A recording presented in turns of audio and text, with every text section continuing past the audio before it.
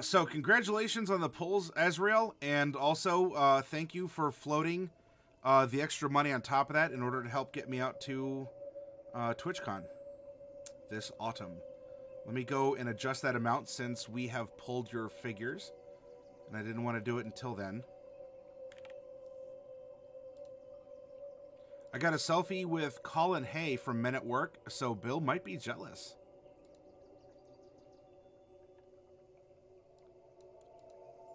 I bet you have a very interesting collection of memorabilia and figures and terrains and books and such, GM Vault. But probably not. Well, I don't know. You know, he is an actor. He's a human being like the rest of us. We, even when it seems like someone has access to a great many things, we still feel those tinges of, oh, I would really have liked something like that.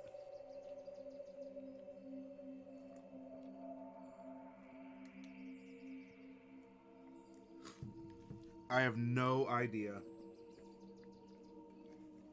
I'm a blind doe. I'm a no idea.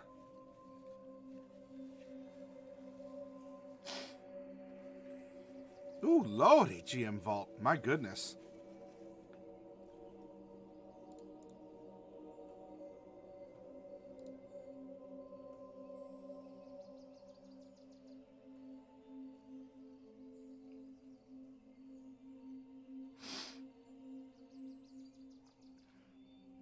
Well, I reckon... Oh, my father would say I have more money than brains.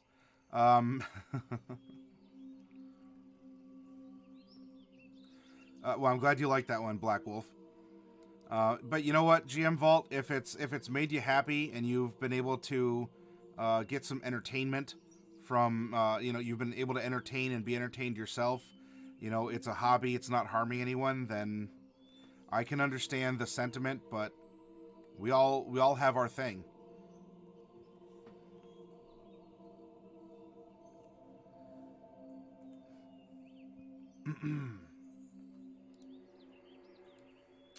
Let me make this a little bit more friendly for our broadcast area.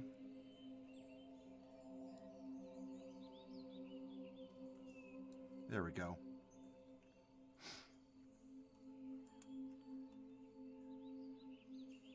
So the money's there.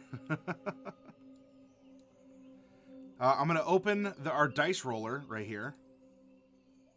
To-do. Here's our dice roller built right into our character prompt. Isn't that fun and handy dandy? Yeah, you run a vape shop, don't you, GM Vault?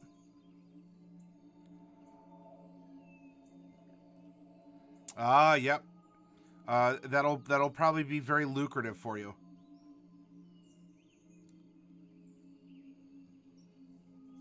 Gotcha. Yep. I thought I remember you bringing that up, GM Vault.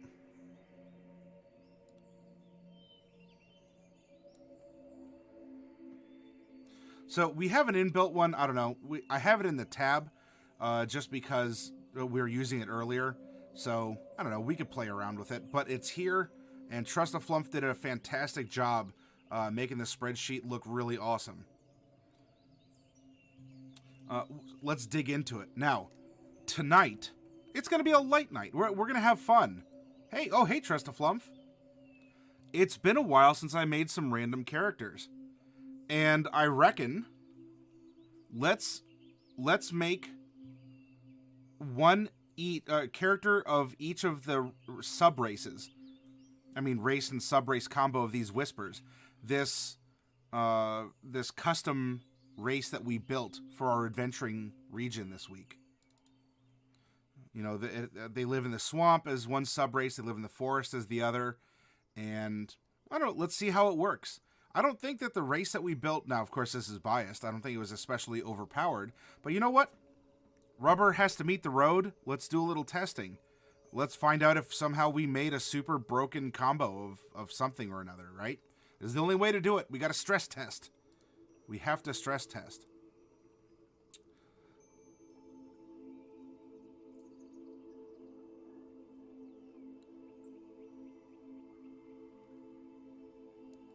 Hello, Neo Realms.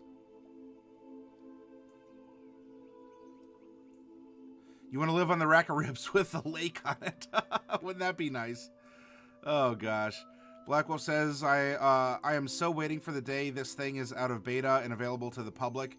I don't know, I don't play D&D, but I love this thing, and I think it would be incredibly cool to use for your stories. Going through processes like this is great, Black Wolf. It challenges you to think, to make connections between things that maybe never would have come up before. So let's go down the path. Let's see where this takes us. First roll is going to be a percentile to find out if we have a female character, a male character, or a multi-classed character. 84. So we have a male character. And let's just start, and we'll make a Swamp Whisper. We didn't really, I mean, we called them Whispers. But do they call themselves, Swamp Whisper and Forest Whisper? Or is it something like, Rock Gnome and Forest Gnome? I don't know if that's a big difference. Or a High Elf and a Wood Elf. Or I'll just put Swamp Whisper here. Our race sources, well, we already know what we're locked in for that. We'll do, let's do the Morg's distribution for alignment and roll a percentile. We got a 27. 27 is neutral good. They call themselves the people.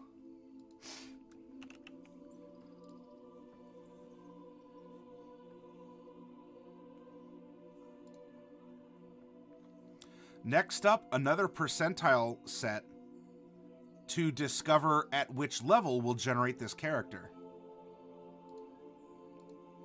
We rolled a 3. So this is going to be a fun little level 4 character. Yay. That means we have the opportunity to take one ability score improvement, a stat bump, or a feat. As the DM here, I allow feats. Though your DM may not.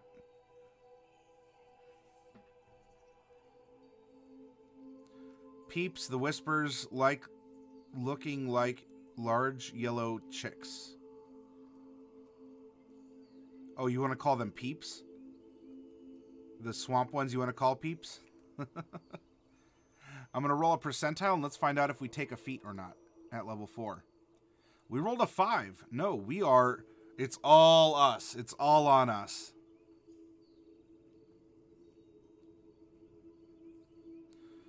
Yes and no, Shlomo. And especially, it's set up so you can choose to turn feats on or off, just all or nothing.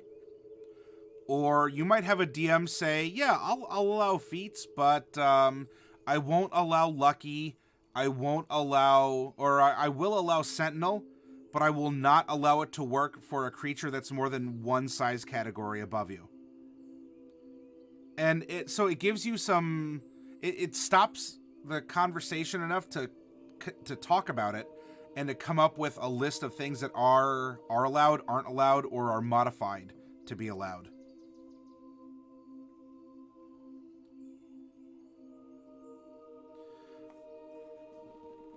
Well, it has its place in that case, Shlomo.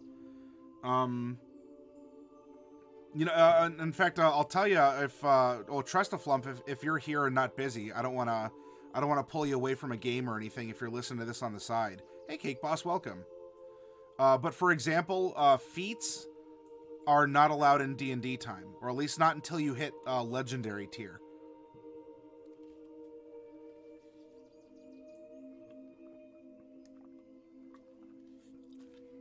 And can you give a little insight as to why in this circumstance you all say no to feats?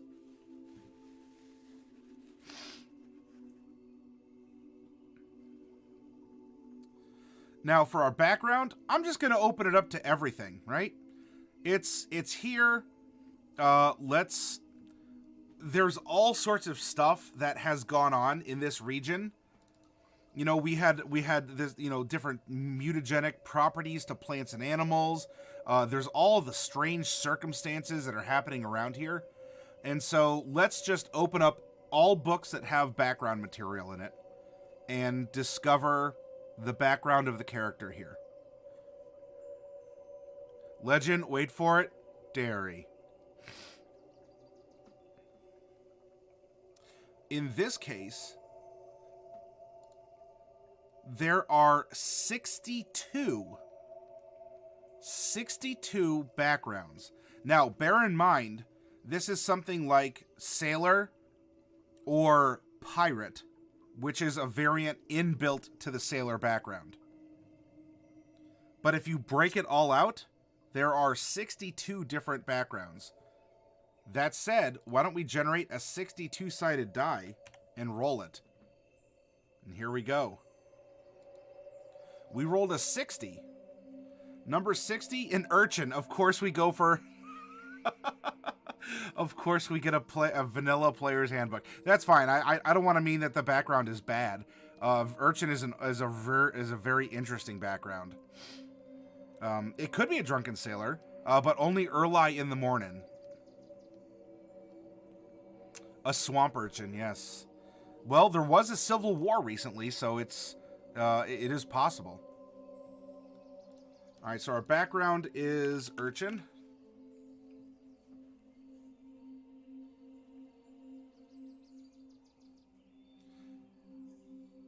Now we can collapse this. We're going to open up all classes and subclasses that are not unearthed arcana. All printed material here.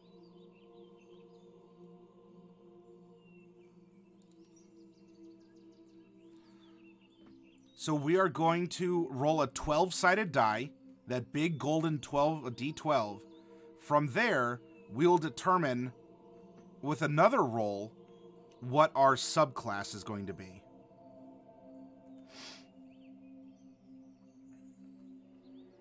Oh, that's right, the War of Western Aggression, says Azrael. All right, D12. 10. 10 is a sorcerer. And I'm going to roll a D5 because Storm appears twice. However, Storm appears twice because it is printed in two different books. But I'm not going to weight Storm more heavily. So I'm going to manufacture a D5, and I'm going to roll the D5, and we'll find out which kind of sorcerer, Urchin Swamp Sorcerer, we're going to get.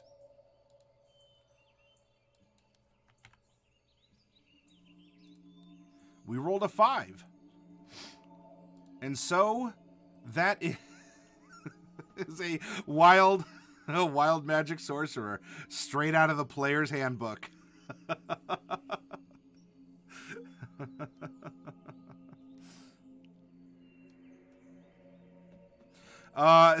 Not like the animal Shlomo.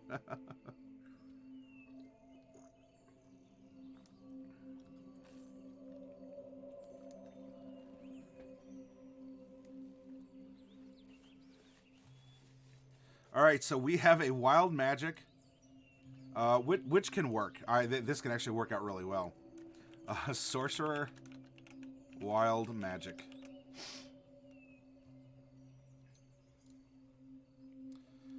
For class features, sorcerers don't have anything special like a fighting style, so we're not going to worry about this.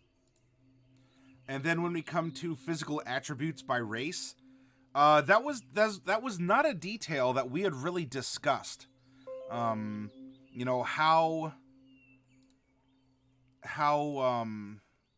tall can they get, how heavy they are.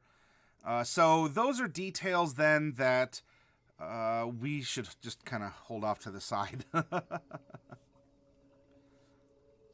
Because I think that is a property on the wild magic table, is that you can turn into an animal. 6 months hand counting. Keep up the great work, Mr. Matty. Coffee, I didn't know you had an amazing Welsh accent. Thank you very much. And Coffee Cat, uh-oh, your chat badge grew a little spicier. Check out that salsa con queso, that beautiful orange. And by the way, for those of you who are on the Discord, you will note that we're experimenting around with a new emote that is available to use on Discord, though it has been submitted to BTTV, and that is a representation of Macabre Derek's character on Tuesdays, Selter, the Black Dragonborn. And the little avatar, or the little icon, is looking really, really good. And that was Coffee Cat's handiwork. Does light have weight? I believe that there are physicists trying to figure that out, Azrael. However, I believe that's above our pay grade. Yeah, I thought it was you know, I know that I had to, I felt like I was bugging you there to try and like tweak a couple little things, but Coffee, you were very patient with me, and I think that it came out marvelously.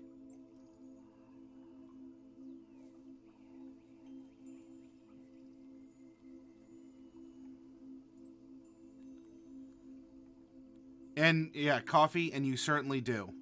I very much appreciate it.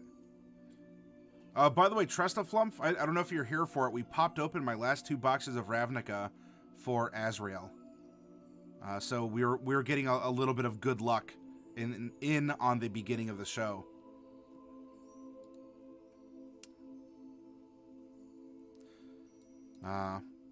And by the way, Trestaflump, the hunt for Volo is here, as I brought home 4 boxes of Dragon Heist from the shop.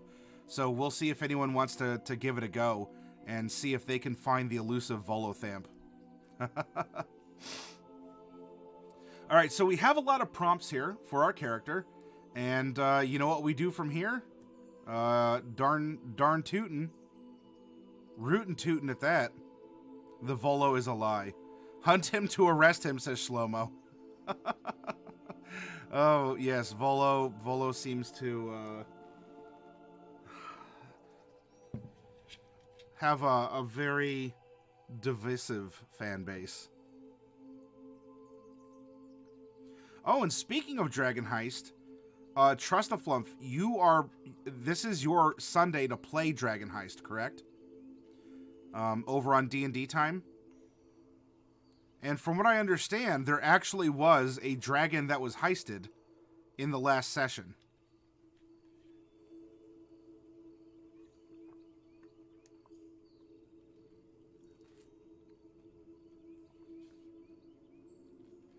Photons have no rest mass, but mass when moving through M equals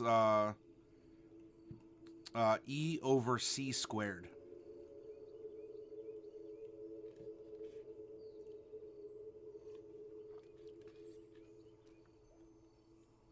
Your players have heisted a dragon. And so you were joking, saying, I think we might have one more session left because the dragon heist has occurred. Heisting dragons is against the rules of Waterdeep. Coffee Cat, I don't know if you were around for it last night. We were getting into physics and like all the sciences, like all the hard sciences were coming out. We're talking about pH levels of soil for evergreen tree growth. We're talking, does ozone create an acidic, like an acidic water or soil, or is it more of an alkaline? We're getting hot and heavy into the hard sciences, all in the name of the Dungeons and Dragons. Oh yeah, it was great for world building, right? We were learning stuff and exploring together. It was fantastic. Oh yeah, ecology. Because here we are, a bunch of nerds. We're like, yeah, so we're creating a biome, like a region that had this radioactive comet fall. It was probably composed of like solid oxygen or something. And now based on the random rolls and the mystic, wild magic zones and this glacier that, it doesn't eat souls to consume it, but all the souls seem to go there and, all this, right? In the midst of the fantastic, we're here discussing scientifically if ozone would make the lake acidic.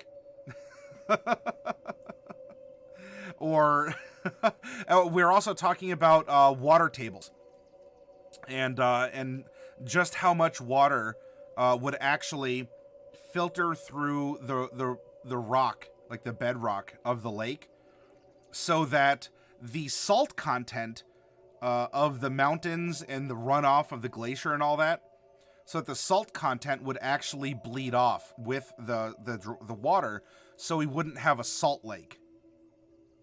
And it was, just so talking about water table levels and drainage. And of course, we got into topography in our map making and all kinds of stuff. Just put some druids there and keep the balance. Yeah, Shlomo, if you need, if we ever need to kind of put a slap patch on something and just druids, they just go and do a ritual and the lake stays clean. I love including real world physics and such in my D's and D's. Do you have an example of something you've used, Coffee? I listened to a podcast once about whether the conservation of momentum would carry over when falling into a teleportation, like Dimension Door or Misty Step. Oh. We decided the climate zone was subtropical, maybe on the cool side. Yes, Zuler Pie. Man, we're getting into climate zones, and oh my goodness. It was great. All right, everyone. You know the deal. You know you should bring your player's handbook to the Strim. S-T-R-I-M. Strim. I guess I said that M, but anyway. And the reason for that is because despite having 62 options, we are going with an Urchin, which is one of our vanilla player's handbook backgrounds. And I begin character creation, besides these couple prompts, I begin character creation with the background because I want to know who our character is. What does he do? How does he think? Oh, you know what? We should probably come up with an age. Let's duck back over here and say, I don't know, if they live about the same amount of time as a human.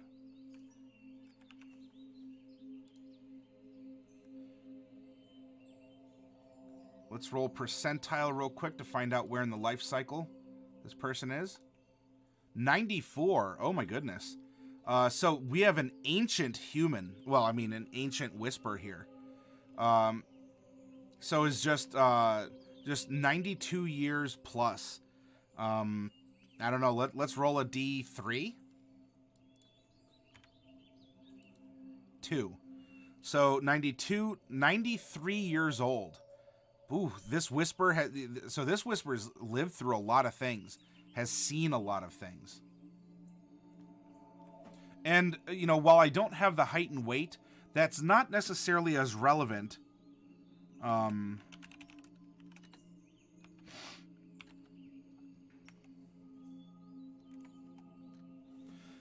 Because this could go into decision making, this could go into our story. What are the things that he has seen in all of his years? We could take the exact same character sheet and simply change the age from 92 to 29 or to 12 or to 42.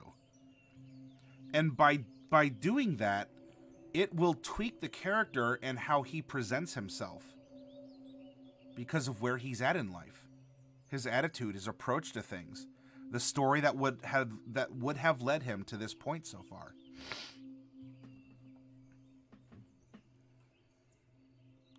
Stop the specter of dihydrogen monoxide poisoning. Just say no. Azrael, that was a takeaway also from last session. Dihydrogen monoxide is a silent killer, and we just need to ban it. Honestly, from what I understand. California is doing an excellent job at banning and mitigating all forms of dihydrogen monoxide from houses and businesses and just industry. So they almost have the menace beat.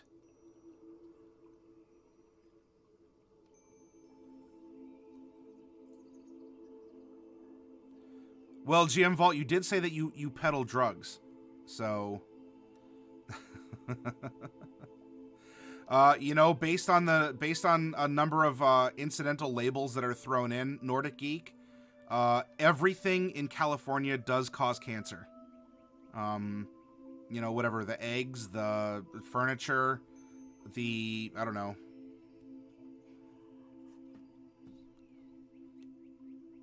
Everything is known to the state of California to cause cancer.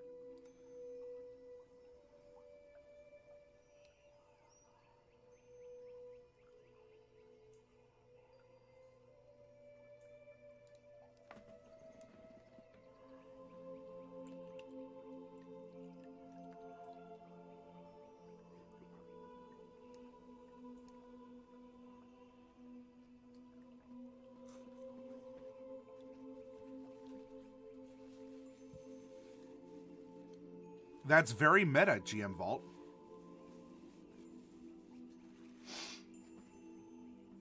So, taking some fun pokes aside here, because we could derail the conversation a lot from, you know, people who live in California, let alone those outside of it, at some of the things that we're kind of poking fun at. To get back to our swamp urchin. We have skill proficiencies in sleight of hand and stealth. We are very sneak. Right? We grew up in the mean bogs of the swamp. Why were we hiding? What are the things that we learned? You know, we have this person who is an urchin. Maybe in his own way, you know, there's technically a hermit background, but this could have extended to someone who, you know, Urchin is like, oh, Oliver Twist, you know, a young boy kind of a thing. What if he just has grown up and he's been homeless? You know, a vagabond for most of his life. And of course the war hit. And what did he do during the war? Now that the war's over and everything goes back, has his fortune have his fortunes reversed? I guess we'll find out. Though he will have some tool proficiencies with a disguise kit and thieves tools. Equipment, a small knife.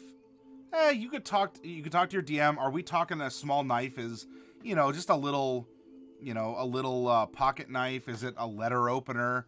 Or are they just going to count that as a dagger? That's up to you. Talk to your DM about it.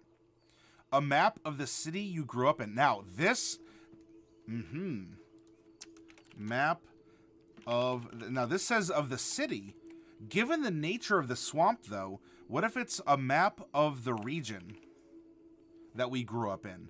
And that's very important. If you weren't here for our time in discussing the swamp, each of the islands that just sort of like float around slowly in the swamp have totem poles. And there's a legend that when the totem poles line up in a certain way to represent constellations and celestial bodies, that there would be a prophecy that has come true. We have a very old man.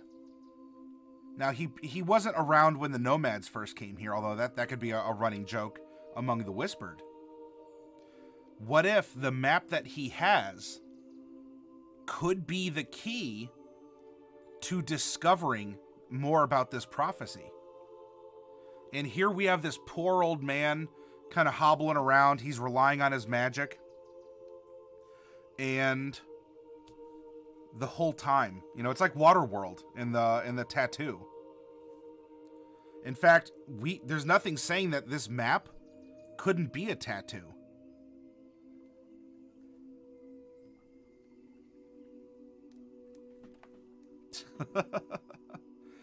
A pet mouse. Well, in this case, is it a pet mouse? Or is it a pet something else? A spider? You know, it could be a small creature. Talk to your DM about it. Have fun. There's not an intrinsic connection, except maybe, you know, if he's a sorcerer and we give him, you know, speak with animals, because why not? right? If he keeps this little mouse around. Now, a token to remember your parents by. In this case, this we could just call this a sentimental token, which is going to be trinket number something. And let's roll up an odd trinket that he's picked up sometime in his life.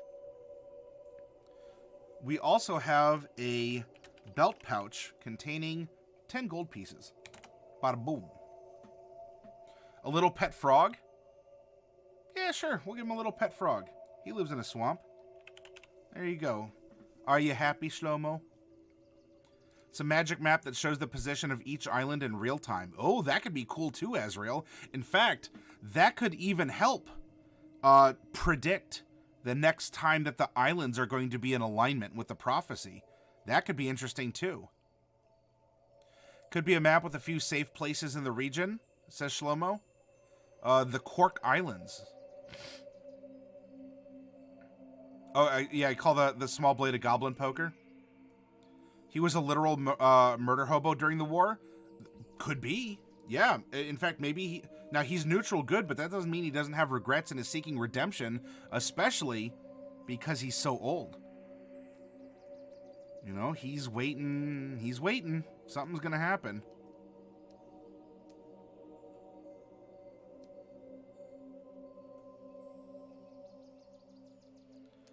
Tattoo as an ink drawing on skin, or a little person in a white suit yelling, "De plane, master!"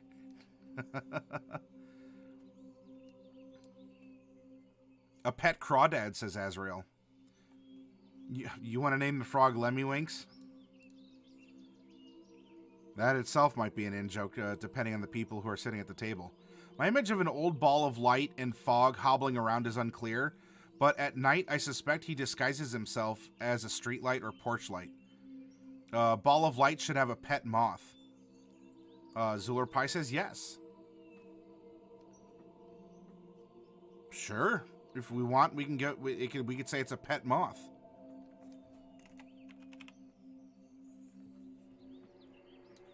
Maybe it's a moth has more of a longevity like a bird. You know, maybe it spends a couple years in caterpillar form, and then once it evolves, it might live naturally for a couple other years unless it's eaten by a predator. Man, I'm liking these ideas. Y'all are coming up with some cool stuff here. Our feature is City Secrets. You know the secret patterns and flow to cities and can find passages through the urban sprawl that others would miss. Well, in this case, I think this might actually blend very well into, you know, even if the map itself doesn't move, it could be a magic map. Maybe in his head, he's been alive so long and he's really had not much else to do but to track the patterns of all the islands, because he's been to every island. So maybe his city secrets, right? You have the patterns and flow to cities. The cities are flowing. You cannot get, they are literally flowing. We have a character who could be very, very important to this sandbox, or if we want to form a story to go through it. But in this case, we'll take a sideways interpretation of City Secrets. Just like we're blowing up the map to be more of a regional thing than a city, an city. City Secrets could be the clue to unravel everything that's happening and to see just what is going to happen if this prophecy comes to pass. Something, nothing, disaster, fortune, bees, or a bat. They hang around lights too to eat the skeeters and moths. Ah. Maybe there's like, there could be some little fogfish that they hold on to, kind of, woo, you know, like, you know how like if you have a little pet squirrel, it'll like crawl all over you. Well, maybe the little fogfish will like swim through you and kind of, you know, hang up by your light core. That could be interesting too. All the mutations in this area, the bloody moth can live as long as you want it to. Like planets aligning, the alignment of the islands should be called the conjuncture. I think that's when you get pink eye. GM vote. No, I'm just kidding. It'll be bees only if Henry Winkler's around. Or we're talking X-Files stuff. Coffee Cat. Oh, Coffee Cat is dropping some bees on us?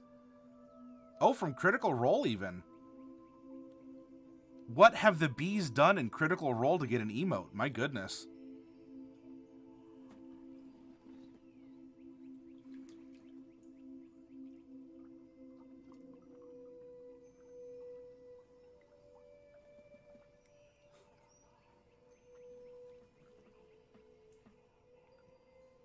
My cat just looked up at me. She's sleeping on her side.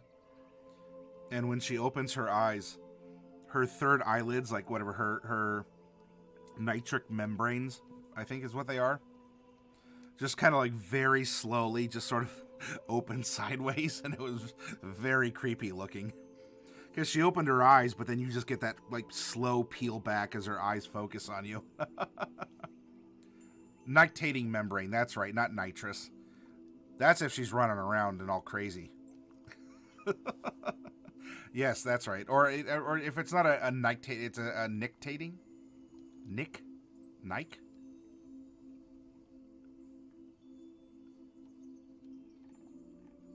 But thank you for the assist on that, Zuler Pie. You all are my rock. Personality traits, ideal bond flaw. We need to roll 2d8 and 3d6 respectively. Let's get her done.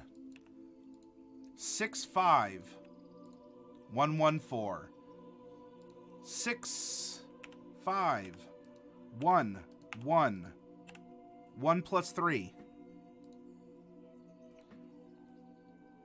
Always glad to assist with miscellaneous useless knowledge. Well, hey, that could come in handy. I know we're not talking about tabaxi or something, but you know, what if we wanted to introduce a race that has those nictating membranes?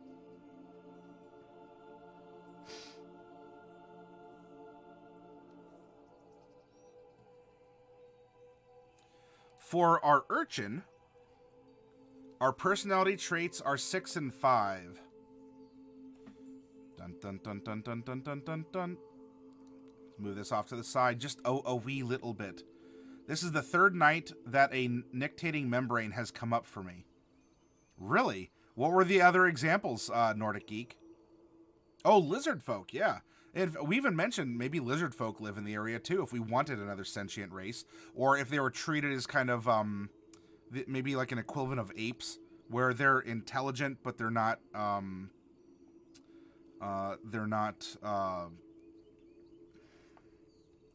like truly awakened. They're not, what's the word? Like sapio something?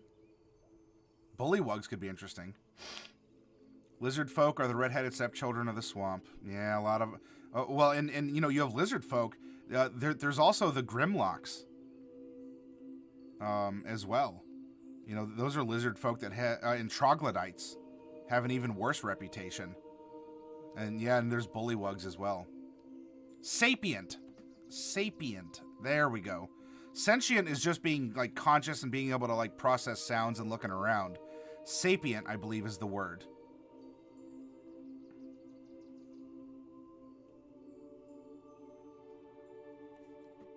Thank you. Man, y'all getting all these assists. All right, I think anyone who's nice to me is hiding evil intent. And 5, I eat like a pig and have bad manners. Ah, so can you imagine this old man McMisty face here? You know, so he's this kind of ball of light. Maybe he is getting dimmer, and that's how you could tell. You know, maybe the little babby whispers just burn very brightly, and as they grow older, oh my gosh, we're talking about kind of a cosmic. This works out so well. We're talking about kind of a cosmic influence, right? What if their light cores And there's in this like will-o-wisp style race that we've been talking about, what if they act like stars? They don't know that per se, but they've been influenced by this cosmic event. And so he's growing dim.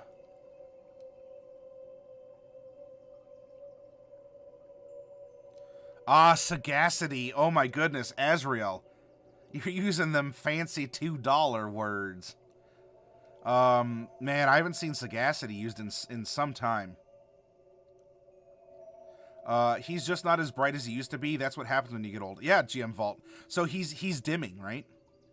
And maybe kind of like a star, he's expanding also. Because, I mean, when we get older, we kind of expand too, huh? Sentient, responsive to, or conscious of sense impressions. Sapient, wise, or attempting to appear wise. That's us humans to a T. He does eat like a pig. And he probably eats pig as well. He should be expanding. So now we're coming up with all this extra cultural stuff by doing a simple exercise in character creation. So we have this old guy who's just sort of, he's been a reject. He's floated city to city, relatively homeless. He is really kind of cloistered to himself. Anyone who's nice to me is hiding evil intent, a little bit of paranoia maybe. Is he a doomsayer? Is the end nigh? I don't know. Let's keep looking at his personality. His ideal is number 1. Respect. All people, rich or poor, deserve respect. So he'll care about the people, but if he's stuffing whatever, like sausages and rice and whatever into his body to float towards his core to be assimilated and to keep the fire, whatever the soul fire, this core burning. He's respectful in other ways more than not. His bond is number 1.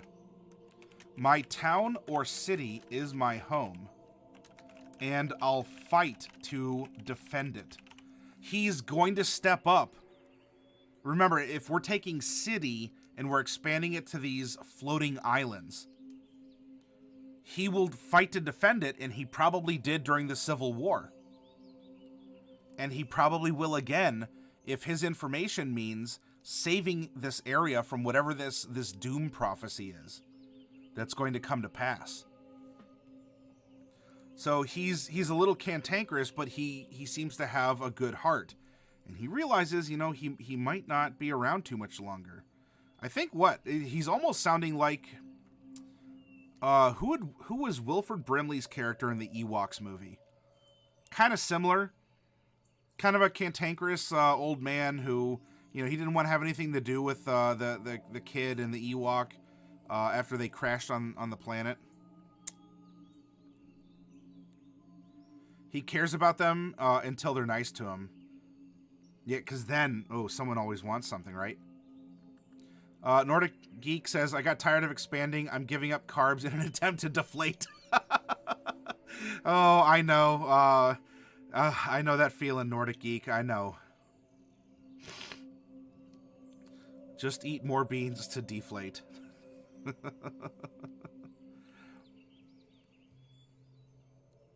There was not an Ewok movie, says Azrael. Hey, Tamarick, welcome back. It's great to see you. Again.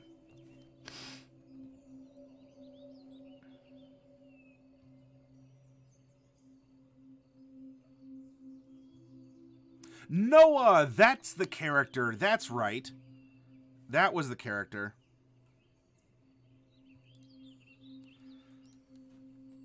Lastly, we have our flaw, because we are all flawed creatures.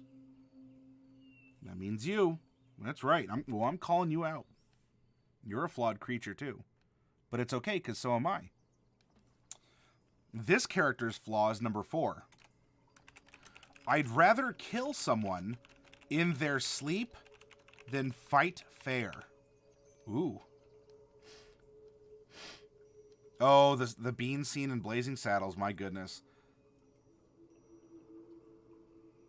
I was absolutely rolling the first time I saw that.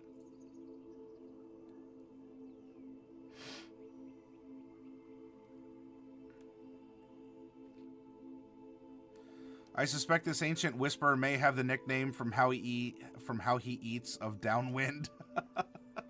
Watch out, that's old Downwind right there. Black Wolf, a literal murder hobo. And you know what? It seems like that's how he fought his fights. And especially, look, he realizes he's an old man. What's he gonna do? Take on a strong young soldier?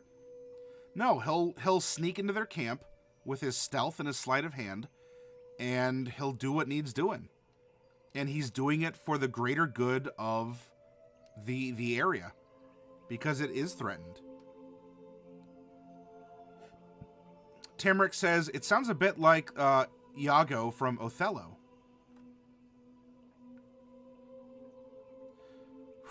It has been a minute since I've studied Shakespeare.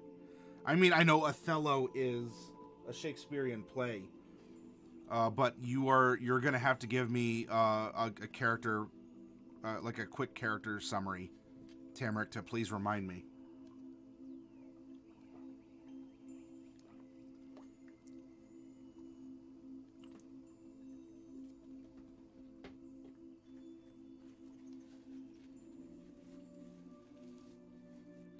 Oh, Nicodemus from the Rats of Nim.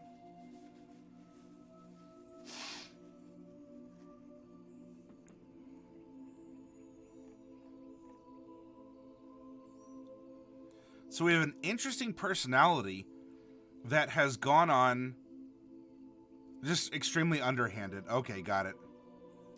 Oh yeah, I'm sorry, the Secret of Nim, not the Rats of Nim. I should have remembered that. They also changed the name from Mrs. Frisbee to Mrs. Brisby. They were scared of a copyright infringement on the toy.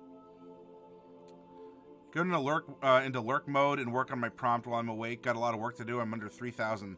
Excellent. Keep chipping it away at it, Black Wolf.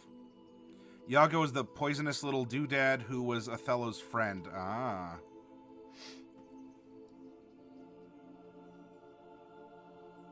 So we're adding culture. We know this person grew up on the mean, not streets of the swamps here. And somehow this has worked into wild magic, and I think we have some excellent inroads for it. Well, the original, but if we're talking about the Don Bluth cartoon, it was changed to Mrs. Brisby. With a B. B for bees! Your party drawing has 4 of our 5 characters complete. Excellent, excellent. And I know you've been putting in a lot of work on Selter, Coffee Cat. Wolf is working on the weekly writing prompt that is on our Discord. I'm gathering sparklies. Girl, oh yeah, yeah. And that was, so that was Dom DeLuise who voiced the Crow.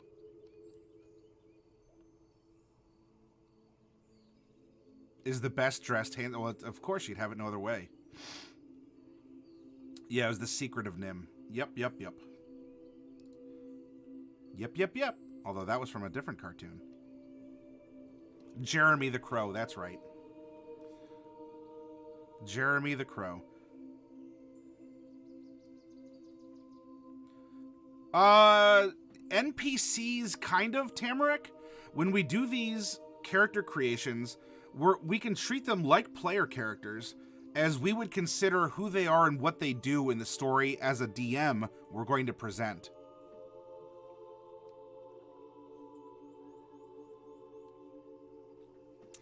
Now that we have our background info and we understand who the character is, let's look at what the character is in terms of the mechanics of this race that we created.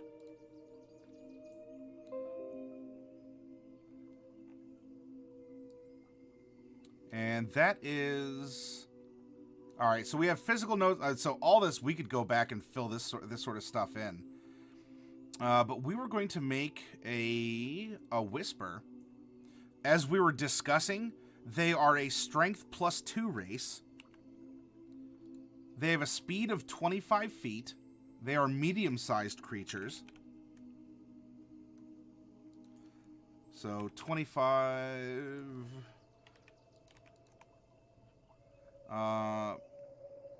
they are going to get an ability called Phase Step. Natural difficult terrain doesn't affect you, and you don't suffer from exhaustion based on the weather. You aren't affected by the squeezing condition. Yup. You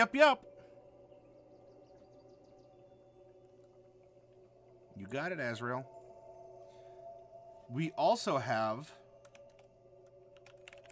Variable Illumination. The Whisper sheds bright light in a 5 to 20 foot radium. I guess they are radioactive creatures here. Radius and dim light for an additional number of feet equal to the chosen radius. The Whisper can alter the radius as a bonus action. Additionally, the Whisper can douse its light using the rules for drowning and with a similar death should the light remain out too long. They do not have dark vision, by the way, because they produce light. Why would they need it? Strength of Will. You have advantage on saving throws against being charmed. In addition, you cannot willingly be made invisible or have your body altered by spells such as Enlarge, Reduce, or Transmutation.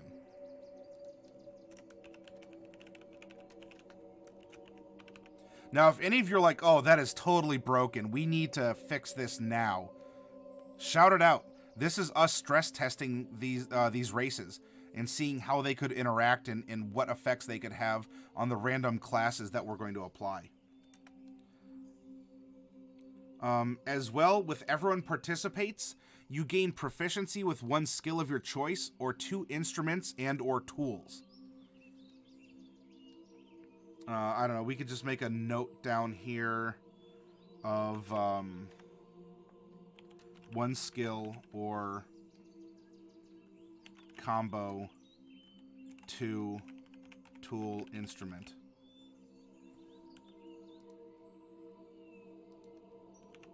And we'll come back to it. Languages, you can speak, read, and write trade, which is like an old common because we need to reflect that they're old, they're nomads. And deep speech. Deep speech, everyone.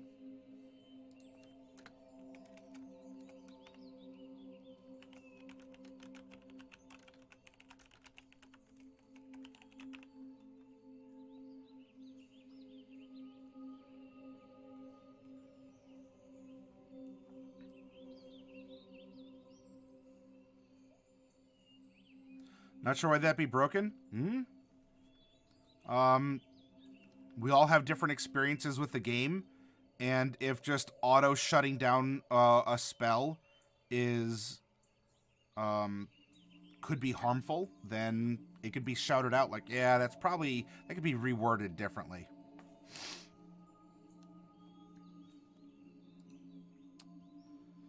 Now, for specifically being a swamp whisper, we're going to increase our wisdom score by 1. We also have a connection to the earth. You are proficient in either the animal handling or medicine skills. You add twice your wisdom modifier to the chosen skill. Well, coming back down here, animal handling or medicine, we have this pet. We also, if we eat like a pig, we probably should be able to handle animals and, know a little bit of animal husbandry and training and the like. So I believe that we are going to go, to, that's in wisdom, animal handling, and fill that in.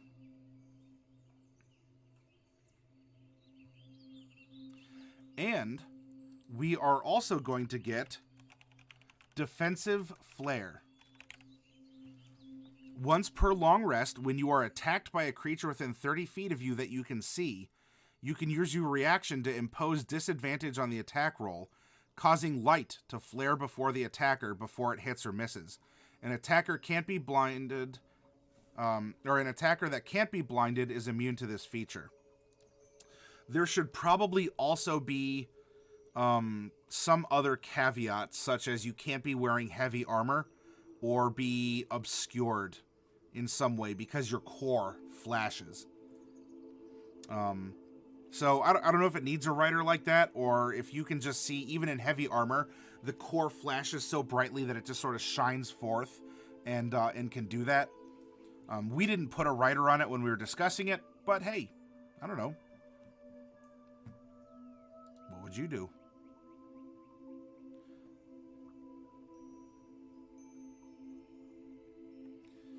All right, so this is what we get from our race. Now we can tuck this away and come back to the player's handbook and find out what our class is going to be giving us as a sorcerer. We're only 4th level, so this is all that we need to worry about. It's not going to be a lot. Goblin nobility. Did someone call for a goblin? No. Comma, but will we ever turn down our goblin friends here? Heck no. Especially not after we popped open 2 Nilbogs on stream last night. So welcome, goblin nobility. Heck yeah, we did. A normal one and an invisible figurine. I forget, did we establish a lifespan? Is 92 really old? Or I made a judgment call and said, let's go human lifespan, Zuler Pi. We didn't really get into height and weight and all that. So I just said, let's use human lifespan. All right, so we are 4th level. We are going to know 5 cantrips. 1, 2, 3, 4, and 5. And we're going to have 4 first-level slots and 3 second-level spell slots. From our class, we're going to get Metamagic, and we're going to get 2 Metamagics. So I'll just get rid of that right there. All right, hit die. We are a D6 hit die class, and we have 4 of them because we're level 4. We are proficient with darts, daggers, slings, quarterstaffs, and light crossbows. No armor proficiencies. Our saving throws are going to be Constitution and Charisma. And now we get to choose 2 skills. From Arcana, Deception, Insight, Intimidation, Persuasion, and Religion. Well, let's go back to his personality and what we know about a character like this. Anyone who's nice to me is hiding evil intent. I eat like a pig and have bad manners. Respect. All people, rich or poor, deserve respect. My town or city is my home, and I'll fight to defend it. And I'd rather kill someone in their sleep than fight fair. So some of that could be intimidation, to get someone to back off because you suspect that they're being a little too nice. Or to get someone to just not fight up front, so that you can either run away or kill them or dispose of them or whatever. Defeat them in Saturday morning cartoon lingo. At the same time, he does, from what we're discovering, he loves his home, and he's willing to fight and die for it. Could that be persuasive? Has he studied, is he very religious? Has he studied these? Remember, he has this map. I think the possession of this map and this kind of, well, insight itself. In fact, I mean, you could probably even say he doesn't have insight because he makes this automatic presumption about intention. I think him having religion would be very good.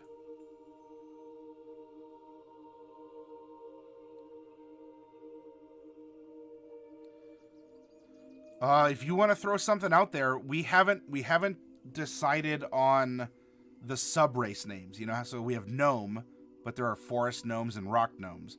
We have elves, but we have high elves, wood elves, and drow, or dark elves if you prefer. So we have these 2 subspecies, a swamp whisper and a forest whisper. So what else would he know here? What else has he studied? What else would convey this old kind of vagabond's life lessons? Nictorac, welcome.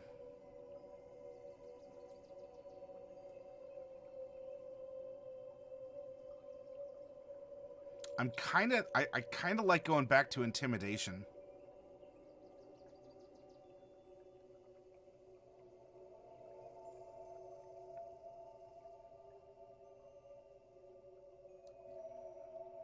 Let's give him... If any of you want to make a counter argument, that's fine. I'm going to give him intimidation for right now to keep things moving along. We're going to get some starting equipment. That being a light crossbow. And a quiver with 20 bolts. A component pouch or an arcane focus. He travels island to island. I think he's going to be more of a collector. A component pouch seems to be more of something that he would have. A Dungeoneer's pack or an Explorer's pack. I think we're going to talk Explorer's pack, given his tendency to travel. And lastly, 2 daggers. So he actually has dagger times 3 if we're counting the small knife from an urchin. Now, before I get too far, we owe a trinket, right? What is something sentimental besides this interesting map of a region? Let's go quickly to Chapter 5 equipment and scroll to the trinket area. And this is a memento that he's picked up or that has been in his family. And maybe he's the sole survivor that carries something along these lines. And roll a percentile set. 4. And what is trinket number 4?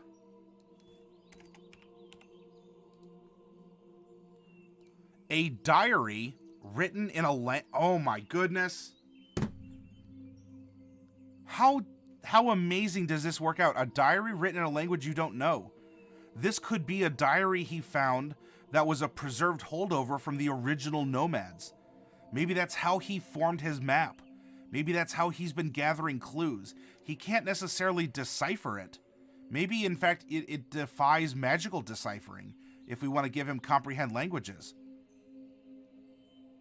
Hypnotic Gamer says, yo! Hi, Hypnotic Gamer. A diary written in a language you don't know. So that this would bleed over and probably be a diary of the nomads who were here. You know, we're talking the founders before they were changed by the fallen star to become whispers. Yes, Hypnotic, we are making characters from random prompts using the custom race we developed last week on the channel. Let's go back to our Sorcerer. Our proficiency bonus is +2 at level 4. And we are going to have 4 sorcery points. On this sheet, they provide a little area down here where you can, you can put arrows if you want, or you could put key points, sorcery points, lay on hands. It's very convenient. Now, I want to make a decision here. Should we give him an extra skill or a combo of tools and instruments? For a man to survive this long, I think that he would have to be rather crafty in some way. And given our swamp area here, we do have a lot of woodworking, right? To make the totem poles, to make rafts and boats and fix them and such. So I think we should give him woodworking tools. And what else could work here as far as tools? Let's take a look at available tools real quick. Sorry, we're going back to Chapter 5. Alchemist supplies, brewer supplies, calligraphers. Oh, you know what? He eats like a pig. He probably makes a lot of food. So we could probably give him cook's utensils. Cook's utensils and woodcarver's tools could work.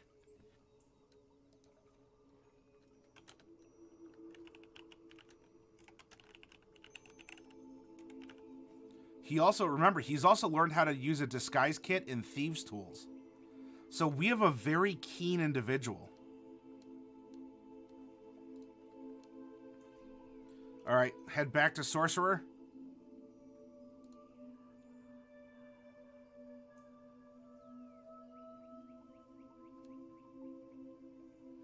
At level 3, we're going to get 2 meta magic. I'm used to saying meta magic feats. They're not feats. We get 2 meta magic abilities. What would a man like this have? Probably distance spell. If he would rather kill people in a more, you know, cowardly or Street Fighter method than, you know, honorable face-to-face combat, distance spell is probably going to be his friend.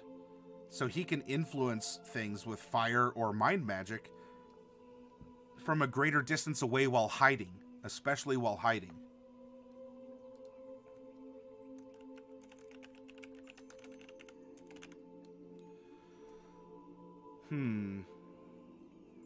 Heighten spell, quicken spell.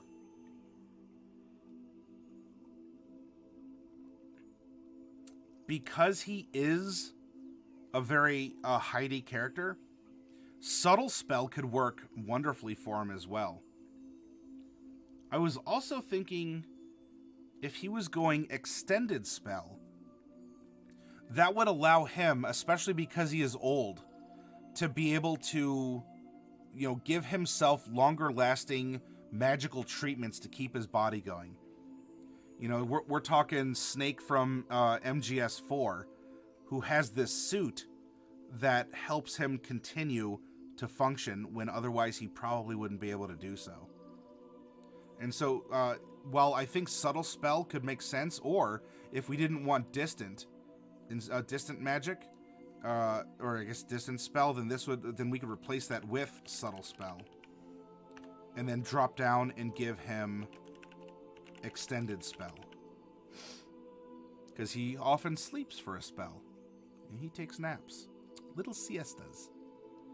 Vayamut, welcome. We are not Draconic Bloodline. We are, in fact, a wild magic sorcerer.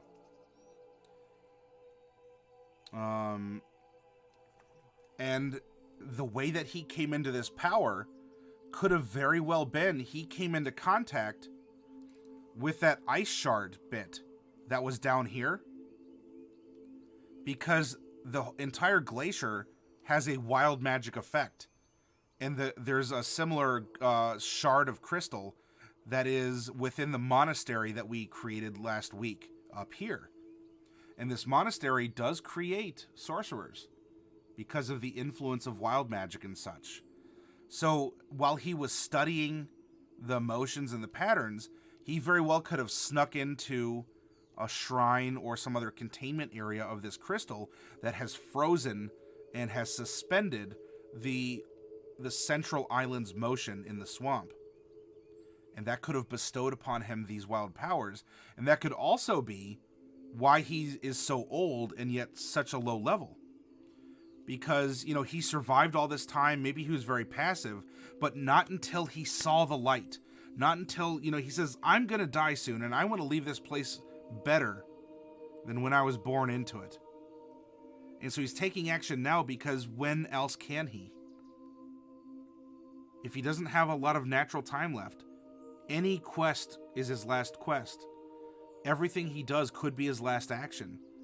And that could be lighting a fire under his butt to get out there. Yeah, Hypnotic, thank you for asking, and you're welcome to do so.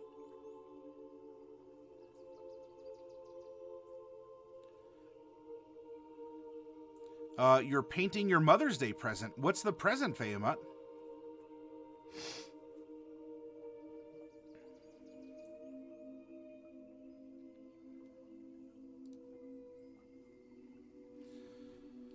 Tides of Chaos. Starting at first level, you can manipulate the forces of chance and chaos to gain advantage on an attack roll, ability check, or saving throw. You want to know how he's survived so long? This could be a part of it too. And he's not high enough yet to be able to bend luck, but he's on his way there. So that is this is our ability list for our sorcerer. Besides choosing,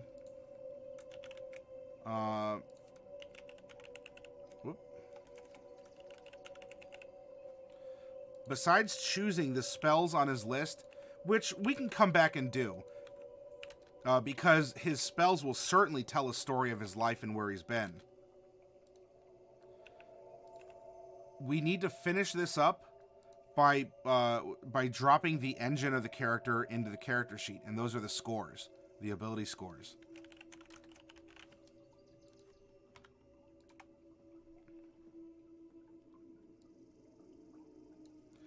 So we have someone who's willing to fight. He probably rallies people. He can be intimidating as well. Charisma is going to be important for him, especially being a sorcerer.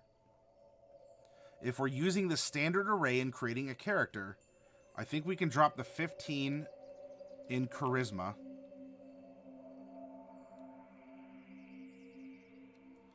He still has some sneak to him, but he's not really strong. In fact, I think we can even drop the 8 in strength.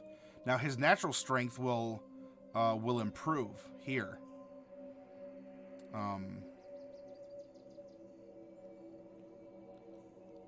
Yeah, strength or con is dump stat. In this case, maybe he's hardy. He's had to live in the jungle for a while. So he doesn't have a lot of strength, but he certainly can weather through a lot of different poisons and such. So we can do that. Let's put a 13 in con, because he is hardy. 12 intelligence and a 10 wisdom. So 15, 14, 13, 12, 10, 8. If we add in our racial modifiers, that gives us a 10 strength and an 11 wisdom.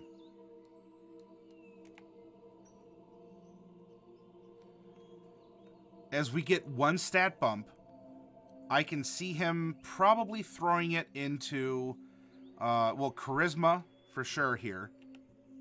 And either wisdom or constitution. Probably constitution if he has been surviving this long. He may be old, but he still has, he's healthy until he's just not going to be. And as he continues to adventure, right, we could take care of this extra floating wisdom with a feat or an ASI, something along those lines. But for right now, this is what he has. Giving him a 0 strength, 2 dex, 2 con, 1 int, 0 wisdom, and 3 charisma. Now let's transfer the modifiers into the skills. 2, 2. Sleight of hand is going to be 4 because we're proficient. Stealth is 4. Con is 4. Int is going to be 1 down the line except religion, which of course has been the focus of his studies. Now, animal handling came off of the racial ability, so we are adding twice our wisdom modifier, although we might need to change that to be to just be expertise instead, because I completely derped out when we were creating this that you could just have a 0, and of course that would be 0 times 2, and so what's the benefit to that? So let's just pretend that it's expertise. In that case, he has a 4 in animal handling and 0 in everything else. Charisma is going to be 5 and 5 with a 3 in everything else. That's not proficient. So Crowdfunded Pod is putting a podcast tomorrow at 3 p.m. Pacific. I have an interview presented on his Twitch tomorrow for the GoFundMe, and I would love you all to come and join. The link to his Twitch page is as follows. And so, yes, I do hope you all come out for that. Hypnotic Gamer is trying to raise some money to get Vayamut out to so that they can live together. So if you want, I mean, I don't want to take the words out of your mouth here, Hypnotic. If you want to put it more elegantly than I did, you certainly may do so. If you take the name Nimbus Sapiens, then 13 for intelligence. Well, at the same time, how many humans are dumb? You know, if our species is Homo sapiens and we're supposed to be the intelligent ones, and yet we have no lack of candidates for the Darwin Award. They all don't have to be intelligent. It happens time and again, Azrael. Is that all of them? Asks Azrael cynically. Our passive persuasion is going to be a...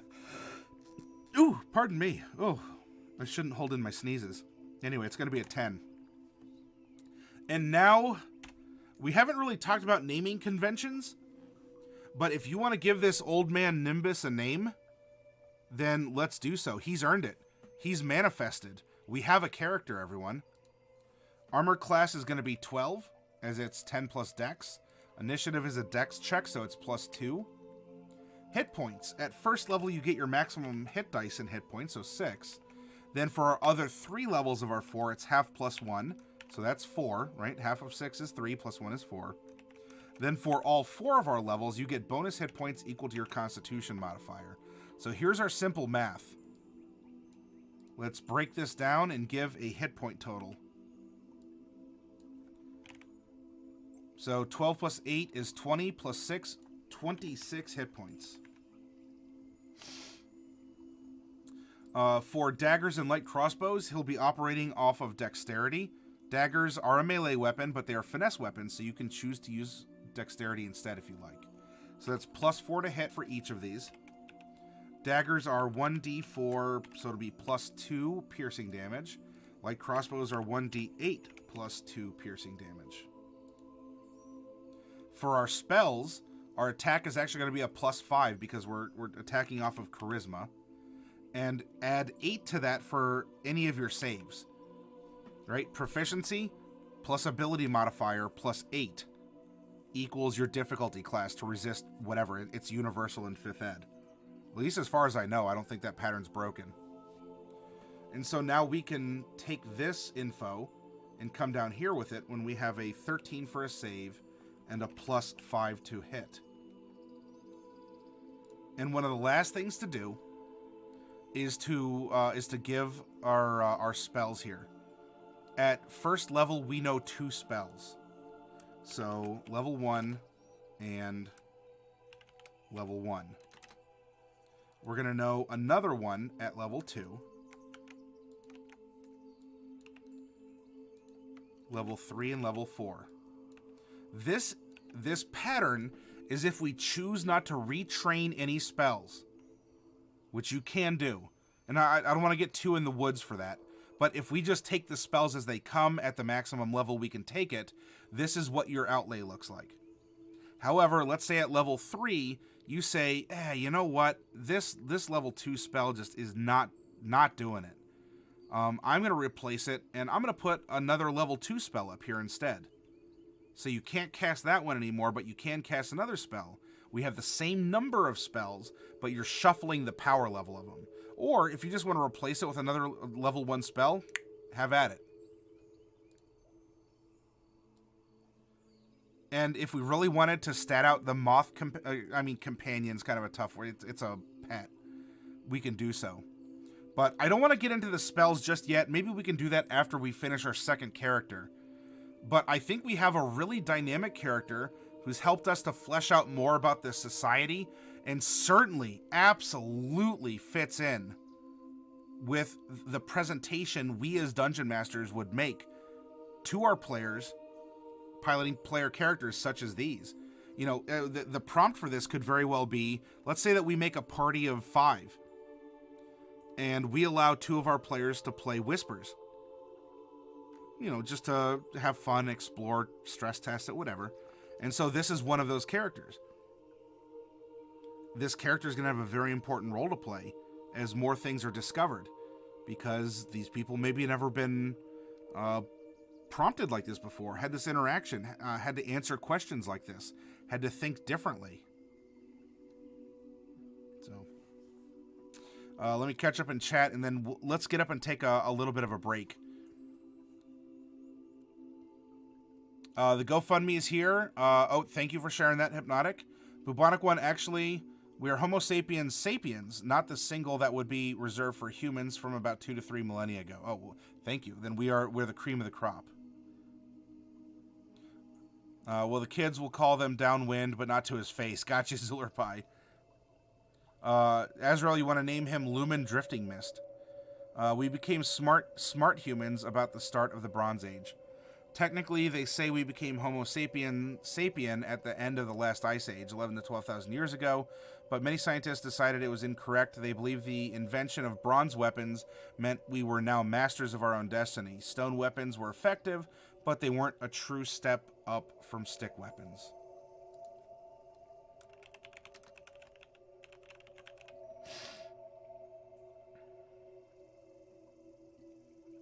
Those are all certainly names, Azrael. All right, let's get up and take a little bit of a break, and when we come back, let's build a Forest Whisper character. And, I mean, after that, our homework's done. We're free. We had an amazing week of broadcast material.